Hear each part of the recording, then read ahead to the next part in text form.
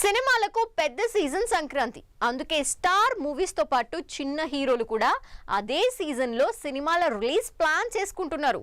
ఇప్పటికీ చిరంజీవి లాంటి స్టార్ హీరోలతో ఫుల్ బిజీ అయిపోయిన ఈ సీజన్ లో ఒక్కొక్కరు యాడ్ అవుతూనే ఉన్నారు.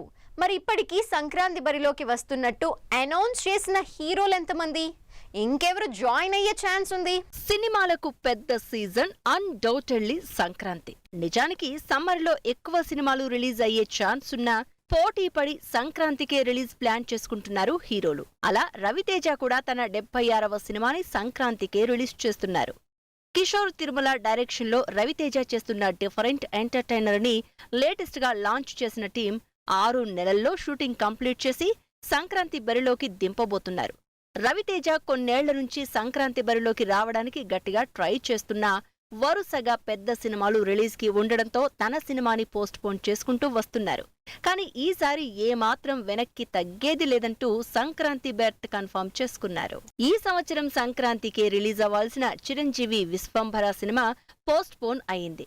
ఆ సినిమా రిలీజ్ ఎప్పుడో కన్ఫర్మ్ చేయకపోయినా అనిల్ రావిపూడితో చేస్తున్న సినిమాని మాత్రం సంక్రాంతికి రిలీజ్ అని అనౌన్స్ చేసేశారు. మరి అనిల్ రావిపూడికి అచ్చొచ్చిన సంక్రాంతి సీజన్ కాబట్టి ఎట్టి పరిస్థితుల్లో చిరంజీవితో చేస్తున్న సినిమాని కూడా అదే సీజన్లోకి వచ్చేలా సినిమా స్టార్ట్ చేసినప్పుడే అనౌన్స్ చేశారు. వరుసగా సినిమాలు చేస్తున్న శర్వానంద్ కూడా సంక్రాంతి బరిలోకి వస్తున్నట్లు అనౌన్స్మెంట్ ఇచ్చేశారు. అప్పుడెప్పుడో సంక్రాంతికి రిలీజ్ అయిన శతమానం భవతి సెంటిమెంట్తో తన అప్కమింగ్ మూవీని కూడా సంక్రాంతికే తీసుకొస్తున్నారు శర్వా. సంపత్ నంది కాంబినేషన్లో తెరకెక్కుతున్న powerful action drama Bhogi cinema title తోనే సంక్రాంతికి వస్తున్నామంటూ ఇన్ డైరెక్ట్ గా చెప్పేసింది. లాస్ట్ ఇయర్ నుంచి రిలీజ్ కోసం వెయిట్ చేస్తున్న నవీన్ పొలిశెట్టి సినిమా కూడా సంక్రాంతి రిలీజ్ ఫిక్స్ చేసుకున్నాడు.